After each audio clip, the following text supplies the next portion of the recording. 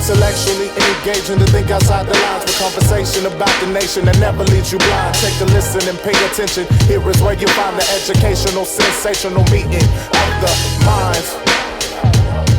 Yeah, it's the meeting of the minds. Meeting of the minds.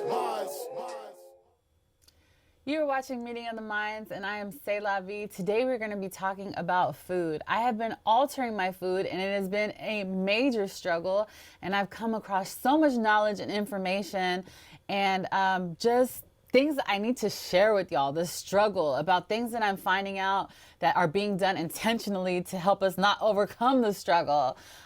Information about herbs, all these different things that I'm finding out about that I think is absolutely imperative for you all to know. And being that this is community radio and community podcast, community television that I'm a part of, we get to say whatever we want, and we have no bigwigs telling us we can't. So there's so much information that I all want to share with you, and I want to introduce with you who we have at the table. Today we have Rachel Young. Thank you for joining us. Thank you. Rachel, tell everyone a little bit about yourself. I'm Rachel Young. I'm an ethnobotanist and a clinical herbalist, and I own a plant-based beverage company here in Austin called Yeah Yeah Yeah, made out of North American Yopon and flavored with herbs. Well, welcome. Thank you for being here with us today. Thank you for having me. And also with us, we have, tell me your name one more time. Laura. Laura. And I think it's actually a beautiful name. So I'm sorry that I didn't want to mispronounce it. I was about to say Aurora, but Laura is so much more unique, and I didn't want to botch it. So Laura, tell us about yourself. Thank you. I'm excited to be here. I'm an organizer, educator, activist, currently the co-founder of Boomy Cane Water Elixirs. But I'm really thankful to talk about food justice as well. I'm so glad that you're here. Thank you. With us, we have Roz G in the house. Roz G, thank you for being here with us. And tell us a little bit about yourself.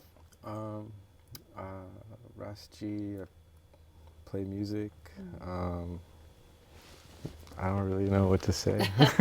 Tell us about how you're affiliated with food. I don't really have an organization or any affiliates, but you spent some time with Dr. Sabi, right? Yeah, I did. So I work with herbs, I do music, and we can go into the specifics of it. So I've been researching Dr. Sabi out the wazoo, which I'm sure a lot of people have been. He was such a powerful person and left so much information that I feel like is more than adequate and precise. So we'll be talking about that as well. So, okay. I thought I put it on silent, but it's vibrating. Pretty unprofessional there. Okay. So, yeah, I don't know if we want to cut that out, but if not, we'll just move on. Charles, if you want to cut that out, be more than glad. If you want to write down the time, you certainly can. Okay, so moving on. Food. So first I became a vegetarian, and that happened in like March or May. And I never in my life thought I would be a vegetarian. Like, I ate meat. Like, I'll eat my ribs, and then I'll start looking at your ribs, right? So I never thought that that would ever be something. So I did a fast where I was like, okay, I'm just not gonna, I'm not gonna eat any meat. So what I found was that the first week I wanted to punch someone in the throat, right? And then I was very irritable, and I found that I really was detoxing from something. Like, it was real deal, Holyfield. But by the time we got to the second week, I didn't want it anymore. Like, I genuinely didn't want it anymore. Never thought that that would be the case. And then I started to realize that maybe what it is that we wanted the most was like the marinade taste, the sauce taste, and the spices. Because if I was like right now, hey, here's a bland chicken, who wants it? Most people would be like, yeah, not so much. So there's textures, and then there's like, taste. So I took that out of my diet, and I really witnessed a lot in my mood and my thoughts and my behavior, and I enjoyed it, and my body began to shape a little bit different just from cutting out that. So then I moved on to dairy, which was a little bit harder, right? A lot actually harder. I think my mistake was that I also tried to do dairy and like white sugars, like you know, Processed. processed Cut it sugars, out. right? Cold turkey. Yeah, and I'm gonna wrap it up and hand it to y'all, but I just want to lay the baseline of what we're doing here today. So these are the things that I began to realize. If I did not have sugar at all, like only natural sugars, anything that was a natural sugar for the day, I was good. I had control over my cravings. I was all right. I could handle it. I still wanted stuff, but I could handle it. Let's say I played myself and was like, I'm just going to have a little piece of this. Just forget it. Let's just go ahead and have the whole cupcake then, shall we? Or it would open up the door into my cravings in a major way. Like all of a sudden where I was like controllable, I was like, no, I'm not controllable. This isn't okay now. I want chips, you know, and like I would just all of a sudden it would bring back the cravings that I didn't even have before. So then I would restart the whole thing, not going to do sugar anymore, right? And these are the things that I began to discover. Do you know the time of relapse for crystal meth is 3 months, and the relapse for sugar, fake sugars, not the sugars that in fruit and agave and natural sugars, is 3 days. Wild. Right? And then I started to find out that in the food, they're putting just the right amount of sugar, just amount of salt, just amount of fat to make you addicted intentionally. Then my feelings really started to get hurt, right?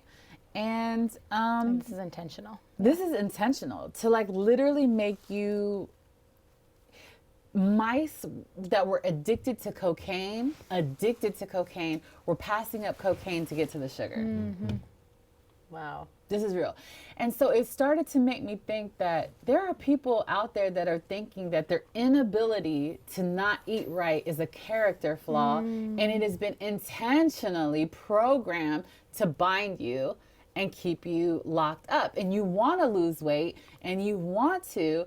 And so I found out that some people absolutely need to treat sugar like alcoholics use with alcohol. They need to use you can't have a taste of alcohol or you're going to go tumbling. Some people are like that with sugar. Now, I'm not to that extreme, but I can see where that will go because it opens the door of my cravings. So now, on this journey, we're going to also bring in how herbs have helped me tremendously as well. We're going to talk about that. That was huge because when you start going down this tunnel, you fall, buddy.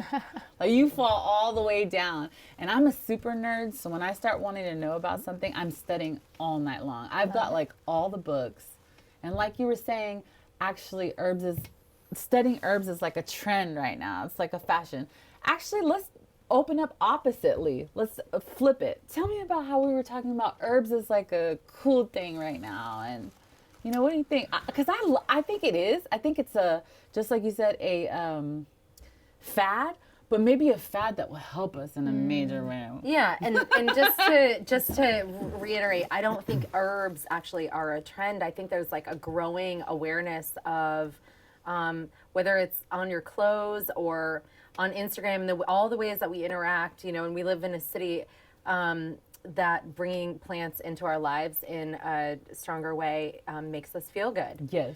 And so regardless of how much you know or you don't know, or whether you are embarking on a path as an herbalist, or you're just trying to like change your diet and eat more plant-based, herbs are a really healthy thing to explore and to get into. It really hurts me that before we explore herbs, we automatically go to the medications. And oftentimes what it is that I can't tell you how many times people are turning to Xanax and certain things, and they're really like magnesium deficient, right? Like they're really just deficient in an area. And instead of the doctor saying like, hey, what's your food intake? And people get upset. They're like, hey, what does food have to do with my mood? Offensive, yeah. And it has everything to do with it. What do you think about mood and food being correlated? I'm glad you asked that because my husband's actually from India, and the study of Indian medical system is Ayurveda. That's right. And so Ayur is life, and Veda is wisdom or science. And so Ayurveda, the study of ancient science and wisdom. And so for 6,000 years, people have been studying how food connects with the mind. And I think it's now trendy now in America, but in India, it's just been the only available health system that was commonly known. Like if you're sick, you have turmeric or haldi. If you're having digestion, you have ginger. If you're feeling really stressed, ashwagandha is an adaptogen you can take. That's and right. so it's trendy now, but I think if done in the right way to honor the Indian medical system, it can be an appreciation and something that can also help change the way people see medicine as like connected to mind, connected to the earth, and connected to cultural wisdom. And like what you said, an adaptogen, just to fill people in that are not knowledgeable about this, is that you can like literally be stressed all the way and you're just all the way stressed. And then you start taking one of these adaptogens and it helps you adapt to your stresses. You're like, I'm handling the same stress just a little bit better. And I think people need to know about that before they start turning to, and if you're on certain medical drugs, I'm not telling you to stop taking your medicines by all means, because I don't know what it is that you need specifically. Only you know what it is that you need specifically. But we're not looking into these options and alternatives. And that's something that's why we're bringing this to the table. Roz, are you thinking anything? Always, Right. yeah.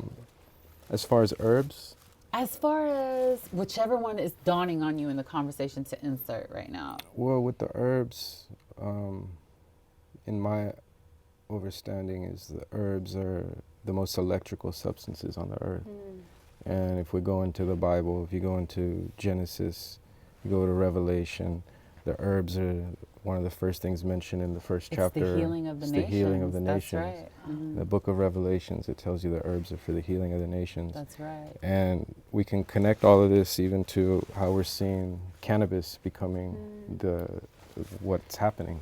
You know, you have over 30 states legalizing. So people are moving into, not even by choice, because the herbs have their own intelligence and the herbs have their own spirit and wisdom. So the herbs are really just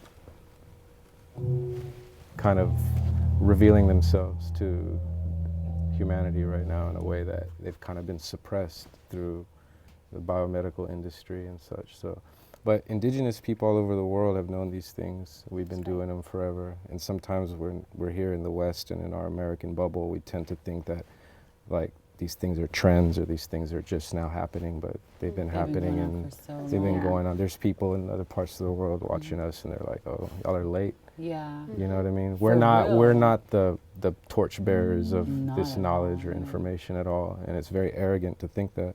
I think that it's the it's the corporations that want to block that information from this America, knowing that, because they can't profit off of us if like this is becoming a fad. Like the knowledge, the ancient knowledge becoming a fad is dangerous. Because we were watching Netflix the other day and they were literally talking about how they took, because there's this idea that's been sold to us that you have to have meat. The Game Changers. I Yes, just did a the free Game screening Changers. of that last night. It's like a really The amazing, best, right? it's a huge So in that opportunity. in that documentary, we've been sold that you have to have meat, but they go and say a gorilla is the biggest and powerful animal, elephant, big, powerful. strong as an ox. Eats, I mean, you know, eats they- leaves these- and berries. Yeah. Yeah, all they eat is plants, right? So we found out that meat and milk and all these things that we think milk does the body good and all these things, it's actually been commercialism that has made us believe these things. So they took a couple of guys, and tell me if I'm not telling it exactly correctly because it's been a while since I've seen the documentary. They took some guys, at first they gave them a meat diet, and they tested their sperm levels and they tested their manhood capacity. And then they fed them vegetarian, and they found out that their ability to have manhood capacity increased, and their sperm also increased dramatically after the vegetarian diet. And we know that men in our generation have more than half, I should say less than half, their grandparents had way more sperm count than us, basically, is what I'm trying to say. And so which is how diet plays into that, like the falsehood, not like you were saying. Well, you know what it is? It's the idea of protein. Yes. That's why everybody's so into it and why they've sold it, because they created this whole idea of protein, that you need protein. But when you go into the gorilla thing, the gorilla eats leaves and berries. That's protein So- in plants a lot. Yeah, well, that's the thing. In modern science, leaves and protein are not identified as protein. I mean, leaves and berries are not identified as protein. But the idea of protein is really kind of like it's a fallacy. What builds mass and what gives a person vitality is electricity. So the protein, the things that they identify as protein in the meat and all these things, what those things are really doing is they're adding mass, but it's really just blood and It's not gonna use the glucose that starch. you need. Yeah, and the blood is that when you bring that blood and that starch into the body, it actually creates more blockages. You know. no. Yeah. So. And the Game Changers really shows that. It's like the arteries of like this idea Yeah. that protein builds up your body. It's actually just congealing your ability to actually heal. It's increasing inflammation, and plants are just the natural way to decrease inflammation, get your body what it needs. Absolutely. But it's also better for the planet. And I think that when we talk about herbs and the gift that Mother Nature gives us, we have to talk about how the meat industry and the dairy industry has really polluted our planet and our bodies. And so food, talking about ancient Ayurvedic herbs, is also about talking about food justice, how we contribute back to the plant in a positive way, and how we see each other as not disposable. Like if you're eating lots of meat, you're thinking that animal is disposable, I have the right, but then also like the earth is disposable because they have the right to essentially do all that factory farming. And I think the idea of like treating our bodies as temples also can correlate to treating the earth as a sacred temple as well. The word planet is plant without an E. You better stop it. About the Ayurvedic, is that how you say it? 'Cause I Ayurvedic, never yeah. pronounce it correctly. You think that I would, but I don't. all But good. yeah, but I found out so much about that as well. Like I know that the practicing, do they say gurus? What do they use? And I think it goes back to the cultural Yeah. appropriation or appreciation. Right. I think like I would never call a white person a guru because Right. that's not necessarily our culture, but like people who have studied Yeah, Ayurveda, the ones that are like the masters Yes. at it, right? Like they can listen to your pulse and then they can say, this is wrong with you, this is wrong with you, and this is wrong with you. Yeah, your dosha saying And it'll this. be right on point, exactly. And one of us talked, I think it was somewhere over here, on the phone we talked about cooling foods and warming foods. And this is ancient when it comes to Persians. My grandmother's talked about it, my mom has talked about it. And they'll say like, let's say you have breakout of acne. You need to stop the warming foods, right? And so let's say examples of warming foods. So cool foods would be like cucumber. Rose. Yeah. They're tons. Warming would be Melon. like banana, milk, right? Cinnamon, ginger. Ginger. And yeah. you can almost sense it in your body. When I say these foods, your body. Even meat is warming. Oh, for sure, for sure. And I think that with Dr. Sabian, it's like acidic maybe. Like the alkaline is the cooling. How so, like I'm seeing how all The these- electricals, yeah. they go together from this side of the planet to that side of the planet. Oh, it's so good. Are you thinking something about the cooling? Well, I think it's how we have to actually slow down. You were talking about the fast pace of cities. Like again, why is this industry so pervasive in all our lives? Yeah. Well, it goes back down to like we're so busy to even think about our health, and then we feel guilty that we're not thinking about our health. So then we eat something to make us feel better. It's just like, and I think it comes back down to Ayurveda, which is essentially the mind-body connection. And if you're connected to your body and what it needs, then you can actually start thinking, am I hot or am I cold? And what do I need right now? But in capitalist society, America right now, it's so fast paced that you just want the easy fix. So I was a special education teacher for public schools for 7 years. I got sick all the time and I couldn't take off work because I thought I had to be there. And I just popped Dayquil, NyQuil, just medicated myself. Anytime I felt sick, I take ibuprofen and I'd still get sick. I'd still feel shitty. But I just like try to get that quick fix.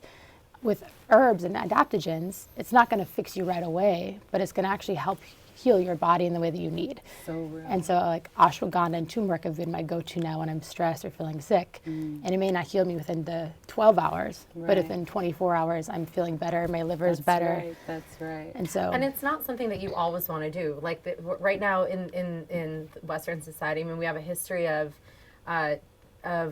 isolating for pharmaceutical science, which is promoting, medicine, of isolating plants and then saying like, for which reason we know what caffeine does. But plants aren't vessels for phytochemicals, they're biological wholes. And so a plant in its own synergy as a whole plant, you'll have a totally different response to. But when it comes to things like adaptogens, which, you have Joe Rogan and all these like bloggers that are like, put it on everything, eat it all the time, we don't want stress.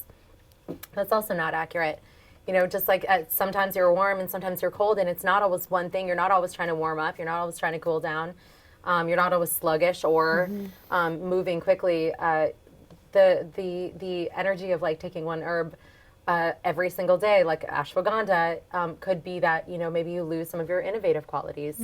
If you're always curbing the edge off stress, then what are you reaching out for? What are you reaching out to like learn and hear? And That's so interesting. yeah, being in tune with what you need that day.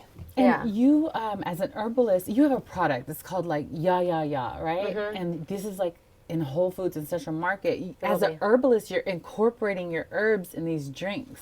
So I moved to Texas. This is actually a really interesting story. I moved to Texas and met a plant that is prolifically growing in this state, and it's the cousin of yerba mate, the true cousin of yerba mate. And someone casually introducing me to it, and I was like, unbelievable. We have a caffeinated plant in North America, and no one knows it, including Texans. Well, it turns are you going to out share us with them? this is why you don't know about it. It turns out that the royal botanists, like early, we murdered all the indigenous people, the colonizers, like early on. And then in the 1800s, the early, first permanent European colonizers were sending Yopon back to Great Britain. And the royal botanists had such a major stake in the game for Chinese tea that that they decided, the royal botanists had an opportunity to bastardize, this plant and knock it out of the running for the food shed. So they gave it the Latin name Ilex vomitoria. And this is the tea of North America, and you never heard from it again. And so then now you put that filter onto like all the plants that we think we know. There's somewhere between 5 and 50 million plants on the planet, less than 2 million of which are categorized. And, depending on what data set you're looking at, they think that there's like 30 plants with uses that have been, and it's like, that's all Western science that we're looking at this through. Like you said before, indigenous people know this stuff. And instead of taking that as like, knowledge that scientists are going around pillaging, now there's starting to be a movement more about like para-ecologists, the indigenous people and their knowledge being like theirs. Exactly. And then, Honoring that. Yeah, instead of buying it and stealing it. But yeah, at the end of the day, like what we think we know is the best way to learn from the plants is from the plants themselves. Yeah. Field research. So there was Yeah. a time that like all ailments were resolved through herbs. Like that's what it was. The herbs were the medicine. And that's what they called drugs, even in the 1800s. yeah. Rhubarb. Who is it? It was either Socrates, Aristotle. I don't know. One of these philosophers was like, herbs is medicine. Hippocrates. There you Food go. is medicine, yeah. Yeah, that's who it was. But then this other guy came along later on, and he likened the herbs to witchcraft, and that was it. After that, son of a gun. Well, and that's the same way that like something that's good for you, it's actually like hearsay versus like doctor recommended, but doctors have recommended cigarettes and meat before, and that's not good for you. So actually, and I don't want to demonize doctors, it's the industry that wants to sell. And so like, why make it witchcraft if it's actually really helping the mothers and the grandmothers study as of being the nu- healers? Sorry. Yeah. Yeah. The study of nutrition is only 20 years old. They're not We know researching nothing. this stuff. They Yeah. would rather spend all their time building this chemical stuff that only masks your problems. And they just like don't spend any time researching the natural stuff, which in the past was exactly what they were using to heal. And this is just absolutely absurd to me. And like I have friends and they'll say, "Sayla, I don't know why I feel like doo-doo." And then I'm like, well, like, do you eat fruits and vegetables? And they're like, no. Or they're like, no, I don't eat vegetables. Like, on my right side, I have a dead animal. Okay? A dead animal and just like white potatoes or whatever. But just a dead animal. And then on my left side, I have green, red, purple. The rainbow, yeah. A beautiful array of colors that are alive. Which one do you think is going to make me feel more alive? The alive substance or the dead one? Now, I'm not going to knock you if you want to eat meat. I mean, that's to yourself. But, I mean, you need to put, like, a what in... Do you notice the size of a serving of meat by the Center for Disease Control? The CDC says what size a serving of meat should be. Well, what did they say? Because they're about to take meat all the way out. Well, so guess. I can't wait. Just guess. A deck of cards. Yes. There you go. How'd you know that? Because I've been all the way up Yeah, in she this did thing. the rabbit hole. But there is something also that I think the health and wellness community is pendulum. Like, we should be shaming people for bad diet because you said it's a system that's created that. So I think coming You think from... we should be shaming people? No, I don't think. Oh, I don't okay. I think. thought you said no, I think we should be. I was like, that no. there's a health and wellness.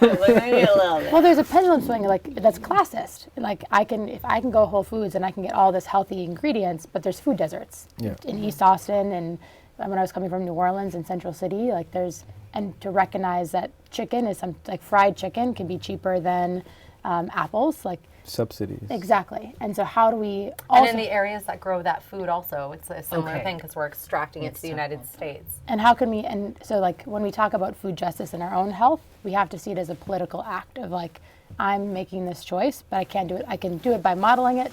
And I need to also say the system, not shaming, but like essentially organizing to make sure that we're fighting food deserts. We're talking about subsidies that are helping all our communities, because I think the health and wellness community can be pretty isolating and mostly white in a system that's really capitalistic. And this is going to start segueing into what you do. And before we go all the way that route, is that another thing that I have found is, let's say Dr. Sebi has a food list group, right, of what you can eat and what you cannot eat.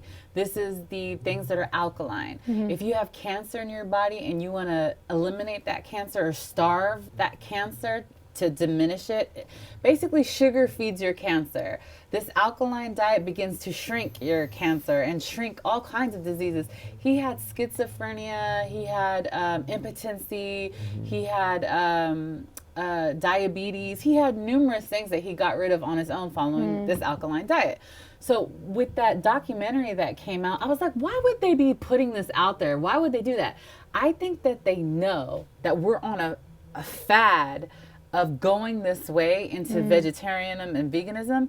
So they're putting it out there that like, yeah, we should go vegetarian, vegan, and all this vegan vegetarian food is created equal. And it's not. Yeah, the factory farmed vegetarian Beyond Burger that is like And unrecognizable. it has more junk in it than maybe even the actual meat. So then if you want all the, let's say you want spelt, because spelt is alkaline, you cannot find it at a HEB or whatever, an HEB, this isn't that at all. But it has, You don't think that's because consumers haven't demanded spelt yet? that could be it, but it's levels to the stuff. So first, Right. let's go to all the way off of Riverside and work our way, or Rumber. The fruit is disgusting. I don't even want to pick a fruit item from the HEB off of Runberg. I love that HEB. During holiday times, they Yeah, get all their the fruit- ponche stuff. It's perfect. Well, I'm glad that they have that stuff. But for being in Austin, I haven't been there very recently, so maybe there's something different about it through gentrification and stuff like that. I haven't been there. But I either. do know for years and years and years, the contents of that HEB varied so much tremendously from the contents of an HEB in Arboretum area, let's say, for example. And so not access. only, and then like the junk food is, everything is here. So then you go to the HEB in that area and you have access to better fruits, you have access to better things, but then you still don't have access to the spelts, the agave, the natural stuff, right? Until you go to the next level of Whole Foods, Central Market. You can't even find it in the store. But that is a very good theory as well, is that we're just not requesting it. Like the demand, and that's Because where Very food good theory. literacy is still low, Yeah. even That amongst might be a people theory. that Economics, are too. accessing them. But why is the Economics. food so crappy in the hood versus the better areas? That's It's terrible. Cheaper. it goes back to like who do we see as disposable and who do we see as valuable, My and God. and that's where organizing I think comes in. Organizing. So let's yeah. go back to that now. Let's bleed into what you do. Fill us in on that. Well, I think it's what we all do. We're just like finding different ways to connect our passions to the skill set. But what Boomi does and why we created this company is our mission is to revolutionize sugarcane. So we talked a lot about sugar, and actually sugarcane also has a tumultuous history like Yopan, where it came on the backs of slavery and contributed to refined sugar, which has contributed to diabetes. And actually the sugarcane crop originated in India as a very revered Ayurvedic crop for its water property, its electrolytes, its minerals. And here in the United States, the sugarcane farmers also are really struggling because they have to use even more pesticides to make sure they have this crop grow in prolific ways. And so we want to turn that around and say, how can we connect back to earth? And that's what Boomi means, to make sure we're supporting our planet, supporting people, and also our farmers. So we're using this platform to highlight African American farmers who across the country are losing their farmland. So there used to be 14% in like the 40 years ago, and now there's only about less than 2% of farm owners, African American farm owners. terrible. And that's again institutionalized racism contributing to how we have not only access to food, but also how farmers have access to land and the justice among farming. And so we want to make sure we organize and bring a light to that situation. So we have two farmers who are on our advisory board. Eddie Lewis III, who's been a fifth generation farmer who came back from financial banking to support his family farm, and the provosts who have just been like advocates for organizing around how labor is seen, how health is seen, and how farming is actually an act of organizing as well. So I'm just really proud of the way that they're advocating and how businesses can actually be aligned for, we talked about that transparency, that really seeing where our food comes from, but also how our food can support health and the planet. Yeah. My brain absolutely got stuck at 2%. Less than 2% owned, the whole United States. And then in Louisiana specifically, there used to be 60 black farmers, and now there's only 4. And people will say, oh, that's because these farmers aren't great at business. That's not at all. It's like institutionalized racism and discriminatory loan practices. You have a product, and the product was called Boomi. Boomi. And this Boomi, by purchasing this product, it helps those. We're essentially organizing with farmers and bringing light to not only a farmer situation, but also to the health of a crop that can be used in innovative ways for health, and our sugarcane cups for sampling, and our bottle will actually be made of sugarcane too. So it's just like, again, how can we see the earth and use earth in innovative ways instead of fossil fuels or fake products. I'm super proud of the work that you're doing. Thank you. Yeah. Well, and the work that I think like we all connect to each other. Absolutely. Thank you. And the work that the information that you have with the herbs. I mean, think about if the zombie apocalypse happened right now, you'd be like the most valuable person. What can we at the eat? table. It's already happening. That's take very it with me. true. That's why people cancel on you. No. Oh, Roz, you are so right. There's people that are already walking zombies, and it's very, very, very true. Well, I'm interested in hearing your thoughts on veganism and plant-based diet, because I think that's one of the ways to make a political impact, but I'm interested in hearing from your experience. I'm not really into like all the fancy words personally. I don't like the word vegan. I don't call myself that. A lot of this stuff is for capitalistic purposes. My whole thing is just what we're dealing with right now is mind control in the food. You know, we're dealing with food that is manipulating the mind to think a certain way, and it's feeding a parasitic system and a parasitic existence in our bodies because we're loaded with parasites. And it's the parasites that are driving our cravings and our desires for certain things. And it's really those things that are manipulating our brains that take away our self-control. And so my whole thing is, you know, we mentioned Dr. Sebi. I'm not the most qualified person to be talking about this stuff at all. I was very privileged to have met him, spent a little time with him in Honduras. I was with him in Atlanta before he passed. And what I learned mostly from the doc was that fasting is the most important thing that you can do. Is to stop eating, just stop consuming altogether, material food, and just take herbs, liquid herbs. For how long? I mean, the brother would promote fasting for 90 days, you know what I mean? With only pure herbs. Yeah, that's how he healed himself. When he was in Mexico, when he went, it was a Mexican man who told him to stop eating, you know, and it was through that process that he cured all these things, his impotence, his diabetes, he was overweight. And even to the end, the doc struggled with food. I mean... Did he? Oh yeah. I mean, all the way yeah. In what way do you mean? I mean, we all struggle Right. with things. Oh my God. It's a human thing. It's it's not us. It's the generations to come that are gonna really take it to the levels that it needs to go to. But the doc didn't front on anything. He would tell you he was very sick still. You know, that he was still the healing process is something that's never really complete. I think This is is a journey. No one's just like yeah, fixed. yeah. It's a And journey. You never. No, I don't think it's fair for anyone to ever say, "Oh, I'm healed." Like it's just doesn't. Because the minute you participate in the game again, Yeah, your it does. symptoms We're will- not in a paradigm or in an existence where that is even possible right now. And where Sebi's involved, you can't really approach his process with a certain kind of mind, because his mind he was in a whole different galaxy. You know, he's dealing with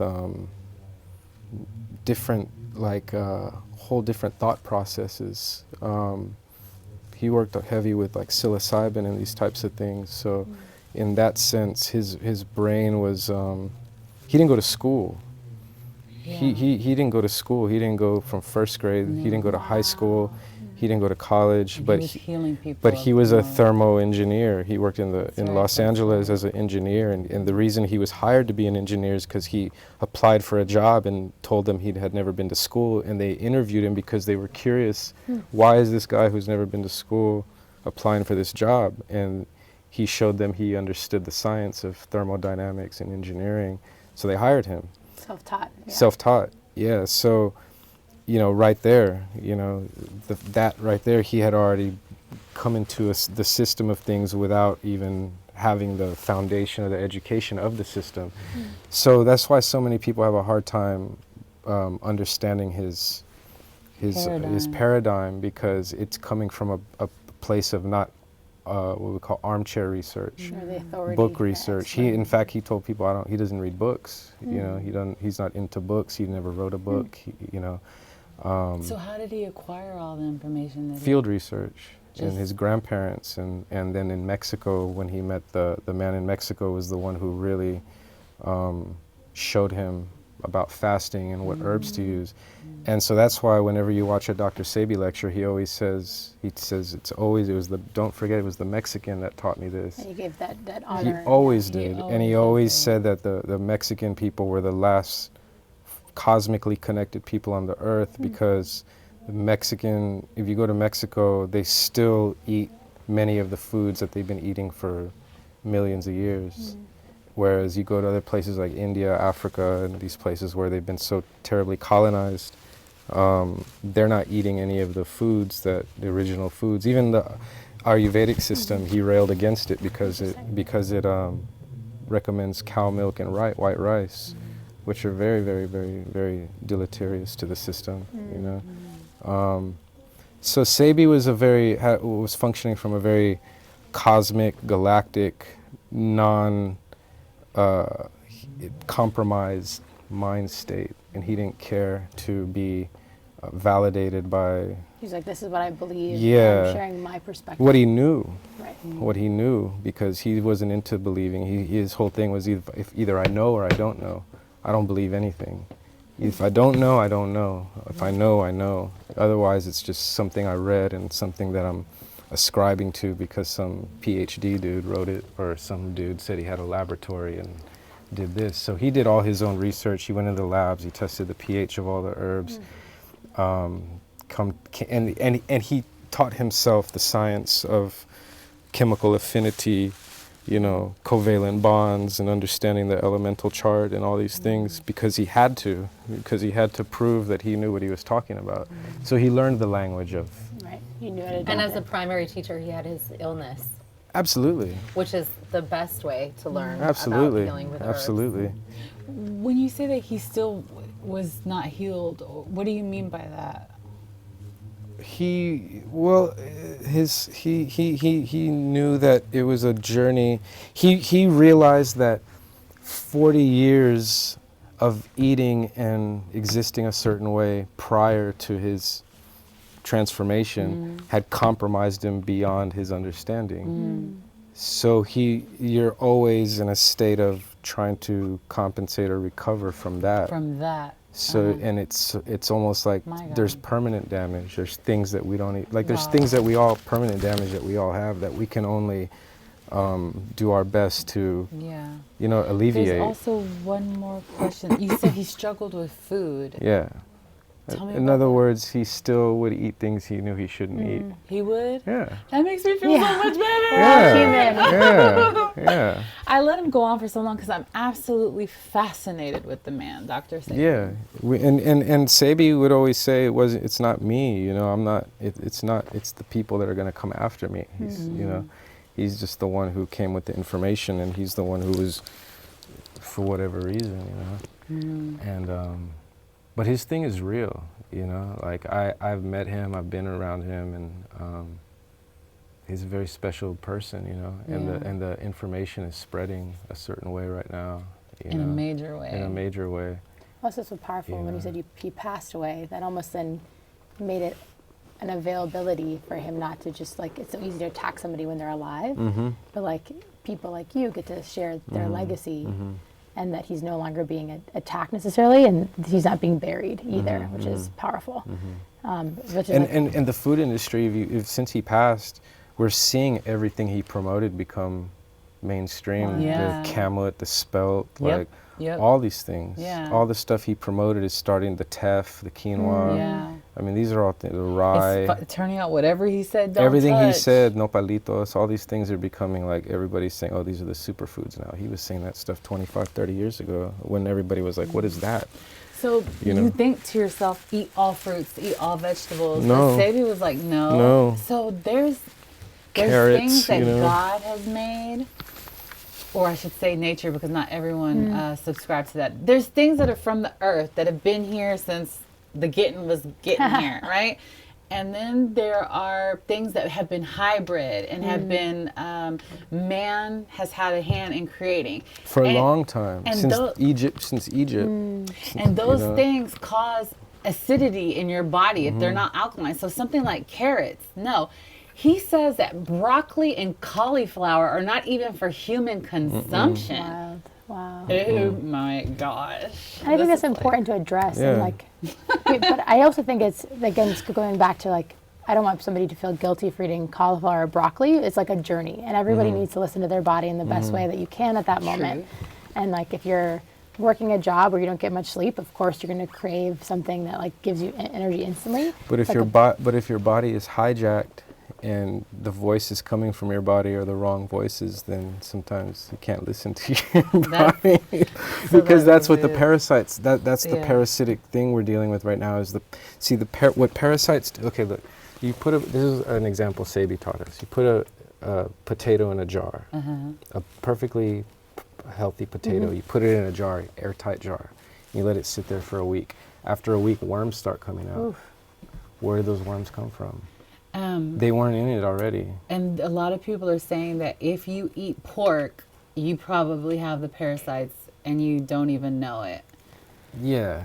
Well, that's another like agricultural, like how are we treating the land and what are we feeding to the animals? But that's interesting about your point about. But the thing is with parasites, what parasites do, the example we're showing is when you put a potato in a jar and you deprive it of what? Oxygen. Oxygen. Then these parasites manifest. But they weren't there before. They literally came out of nowhere. So when you get into parasites are literally interdimensional beings that come in an environment where oxygen is not present. Oxygen is foundation of life. But is that, so parasites don't need oxygen? Parasites don't function off oxygen at all. They function off blood.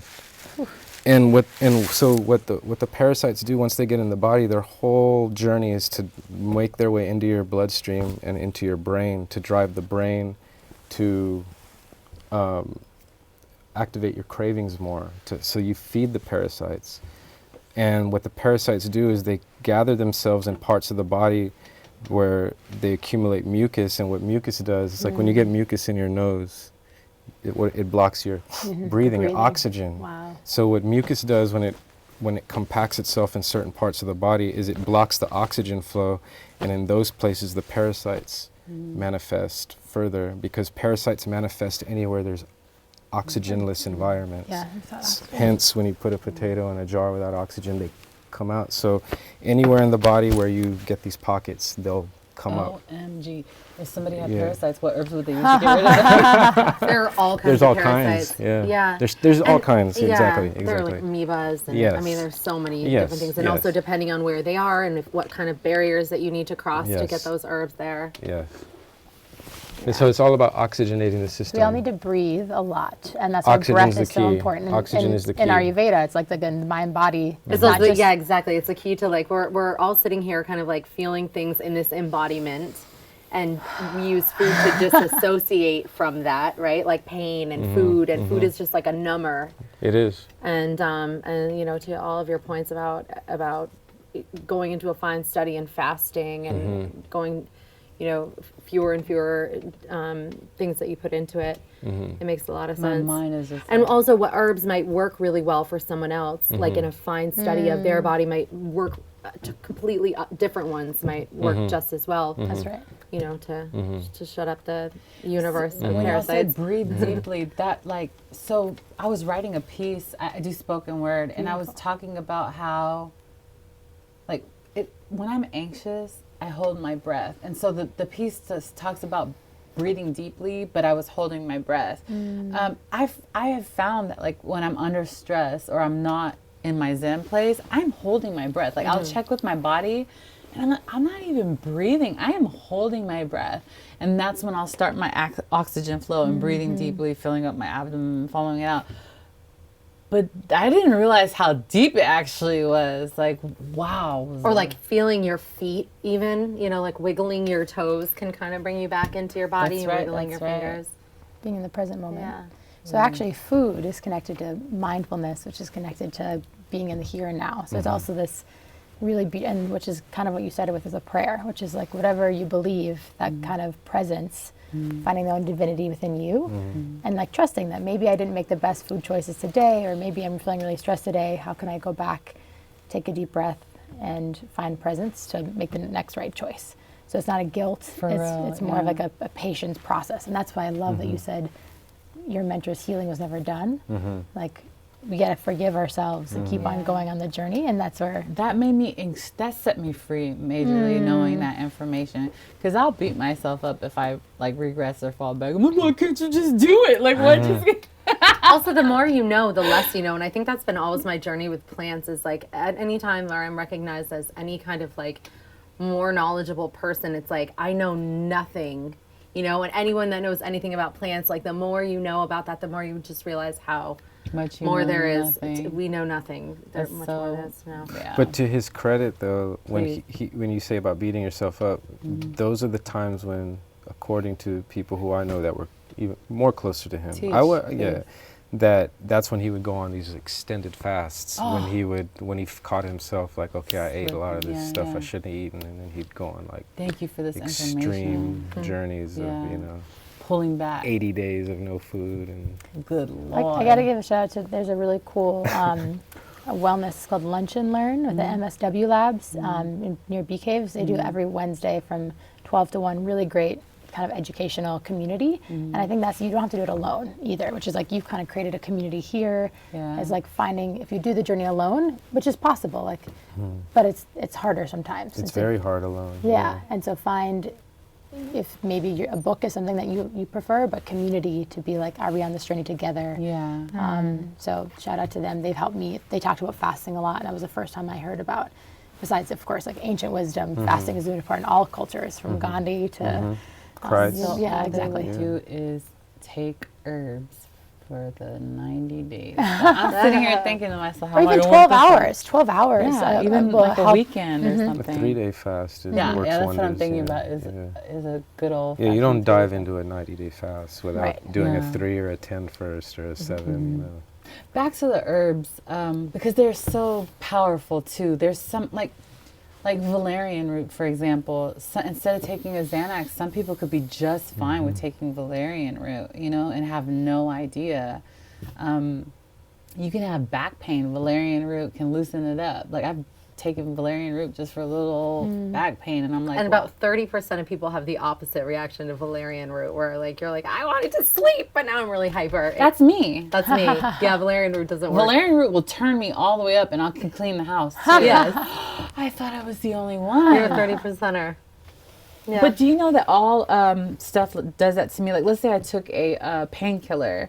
What is it called? The bad ones. like an hydrocodone. opiate? Yeah. I will clean the entire house, then the car, then the dog. Does that happen to you with that? You know?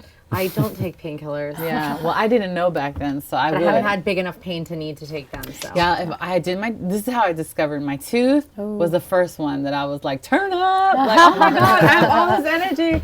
But even as a child, my mother told me that when I took Benadryl, I was Never sleepy? climbing up the walls, like, and she's like, I felt so terrible for you. I never gave you Benadryl ever again. So I have the opposite reaction. you just need a little something, and then you're like, the yeah, it's sedative good. It's does the ebullient. opposite for me. What does Yeah. turmeric do for you? Turmeric? Yeah. I don't know. We have it a lot in Persian food. Right. So Do you ever drink the juice? never have. Okay, I'm going to give you some. I'm gonna I would check love it to out see, today. I because I can't mean, wait. it's just, what is your thoughts on turmeric? I don't use it at all. Okay, is that because Why? of the alkalinity? It's a polymer. Tell us more. Polymers are anything that can be used to make plastics, and anything you can use to make plastic is not real food.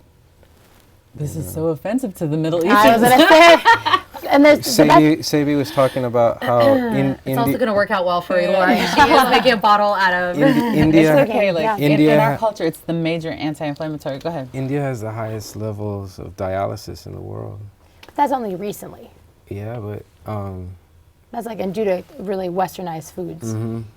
well, the synergy of turmeric, cumin, and paprika, those 3 are polymers. And again, this is all information that we learned from Sabi, so I can't tell you that I've been in the laboratory doing my own. Your own And tests. and as I said, I'm not the most qualified person to speak on these things, but curry was something that he said was very dangerous, and was the reason why.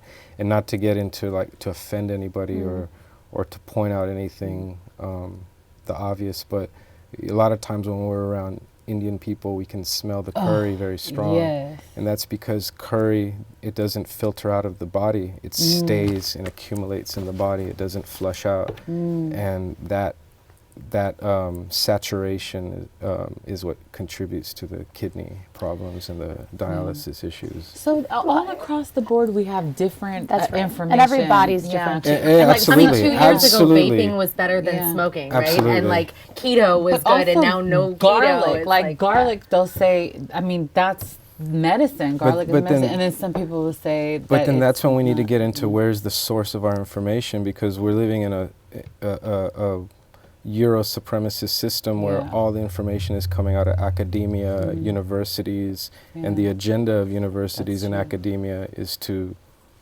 is to set us backwards, not to set us forward. What were you gonna say about? Well, I think it's interesting because there's always going to be cultural wisdom, and I think part of that is like we also, because no body is a system, no earth, like land is the same. Like I think people have done what they know based on where they're coming from. Right. So like I don't know if there is like one universal truth like you were talking about for your Right. body, just how like Right. valerian root Right. affects differently. Yeah. I think that's where the beautiful thing about community comes in is like, oh, this is working for me. So maybe curry flavors don't work for you. I but, love like, curry too. I mean, I used to eat curry like by the dump loads. Curry. You know? We love it. But I think that's also like, And I still, every once in a while, will. Sorry to cut you off. no. Yeah, I, yeah, yeah. That's but all right, it's Rob. interesting how like I think what that brought up is like, I think food is also like, has been used in terms of like demonizing some people as well. So like going back to like the racism system, like people who would eat some things are called like it's like the curry is like very a smell, but like that's also been used to like demonize another, you know, like African American people who are Absolutely. eating collard Yeah, greens. Like, absolutely. I like my kale, and so, like Yeah. and so like social food and culture is an interesting overlap of how we celebrate culture, how some people demonize culture, and I think the what I recommend, like what I love to live by is like how to be curious, leaning to curiosity and For sure. and say like, oh, like tell me more about that. Like you're saying, Persian culture loves turmeric, Oh, yeah. and like leaning into the curiosity of learning more, because but especially when we read something, it's like, oh, I know the truth, and I think like that's And what we all know the Mediterranean diet is the best diet. No, I'm just kidding. I'm just joking. Also, we have to watch anything that like becomes so like, all of a sudden like turmeric is all over. It's in H-E-B, Whole Foods. It's on covers of magazines, and we know the system doesn't always promote things that are necessarily good for us. They like to promote Yeah. things, you know, like Yeah, anything yeah. that becomes mainstream like that. There's a capitalization going on, you know. Everyone has to So- do their own research on it because, like I said, one person will say garlic is not made for everyday use, and then another person's like garlic is really, really great for your body. They'll do And some that. people say you have to cook it, and some people say you Yeah, have to eat it and raw for onions, medicinal yeah. values. So, like Yeah. you said, there's just so much information, and you like I'll be like, no cauliflower, no broccoli, but maybe the only veggies somebody's gonna get is cauliflower and broccoli, and then I'm like, I love don't how my know, body so I feels don't on know. those. You know Yeah. what I mean? So I don't know. At the end of the day, you have to do your own homework, but definitely. If you're eating no fruits and vegetables, you really need to, because so many people are. When we say zombie apocalypse, like you're not eating fruits and vegetables and you're wondering why your body's deficient or you're not operating on all cylinders, you may be suffering from zombieism. Only a zombie, I'm going to be so forward.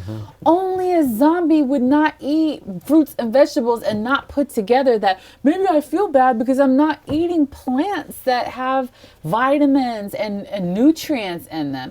Because a zombie is so vitamin deficient that they can't even put that together. And it is that real out here. So like, call your senator, make sure we don't have food deserts. Let's organize. Yeah. I have loved this conversation. This conversation has been fulfilling to me. Thank you. Very, very fulfilling to me. I haven't had one of these that it just like kind of hit the spot for me in a long time. Thank you.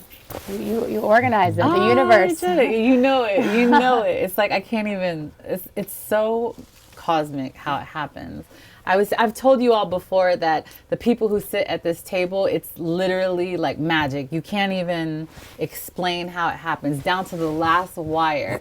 I will have a set list of who's coming here, and then God, the universe, however you put it, will be like, no, we're doing this today. And I'm so thankful. I really, really, really enjoyed myself tremendously. Last thoughts before we sign off. Is there any last that you want to add to the equation, that you want to say, that you want everyone to know? Breathe. Yeah. Any moment of distress. Find the present moment again. I love breathing. Any big thing you want to add for what you want them to know? Or you know what? If somebody wanted to know more per other product, if they wanted to come and find out more about that, how could they find out about that? I think one thing that's interesting to me Please. right now is like people seem really hungry to want to learn more about plants, and truly the best way to do that is to learn from the plants themselves. Like herbal school is nourishing because you get the community out of it and friends and stuff. But choose a plant a month. You know, whether it's roses and bathe in roses and bathe in rose tea and make really strong extracts and see what happens if you drink rose tea all day, you know, and see what, you know, you'll start to learn that the plants will tell you They'll things speak and- to you. Yeah. The That herbs is will so speak to you. amazing. They will. And then the next month, try. I mean, even food like herbs, food like herbs, like mint. Do mint all month long, ginger all month long, and you'll be able to tell your friends how to heal with that herb because it'll teach you. That was a tremendous tidbit. Thank you so much.